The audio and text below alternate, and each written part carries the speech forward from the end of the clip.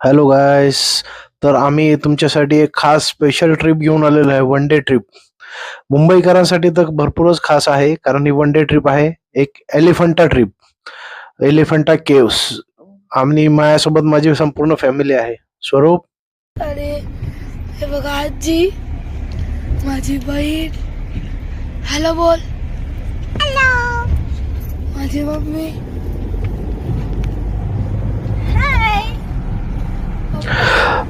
तर गायस, तुम्हाला इथे जाण्यासाठी सगळ्यात महत्वाचं म्हणजे तुम्हाला गेटवे ऑफ इंडियाला फर्स्ट यावं लागेल. तुम्ही कसंही येऊ शकता, ट्रेनने, बाय कार. आम्ही आमच्या कारनेच निघालो आहोत. तर तुम्ही ट्रेनने येऊ शकता.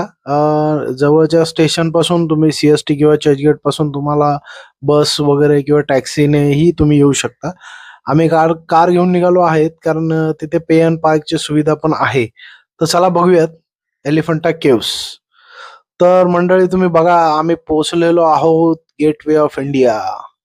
इथे आहे. हा गेटवे ऑफ इंडियाचा ऍक्च्युली बॅक साइड आहे. इथूनच आपल्याला एलिफंटाला जायला बोट वगैरे भेटते. 290 रुपीज पर पर्सन तिकीट आहे. हा. तर हे गेटवे ऑफ इंडियाच्या बॅक साइड आहे. हे बघा, ही बोट आहे. हिने आपण जाणार आहोत एलिफंटा केव्स. ही बघा, आपली बोट आता निघालेली आहे. आणि तुम्ही आता बघू शकता, आपला बॅक साइडला पूर्ण मुंबईचा नजारा दिसतोय. Gateway of India, Taj hotel वगैरे दिसत आहे. प्रवासात तुम्हाला पक्षी वगैरे पाहायला भेटतील. त्यांना तुम्ही खायलाही घालू शकता. पण सगळ्यांना एक रिक्वेस्ट आहे, ऍक्च्युअली त्यांना कुरकुरे, वेफर्स अशा काही गोष्टी खायला घालू नका. या प्रवासात तुम्हाला मोठमोठी जहाजं, बोटी वगैरे पण बघायला भेटतील. त्याचा तुम्ही आनंद घ्या, नक्कीच घ्या. फोटो वगैरे घ्या.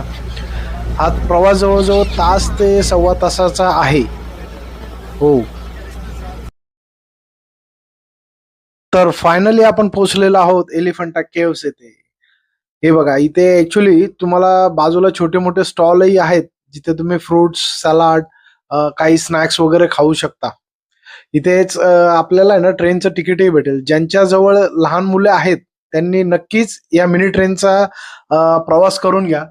त्याने खूप मजा वाटेल, त्यांनाही खूप आनंद होईल.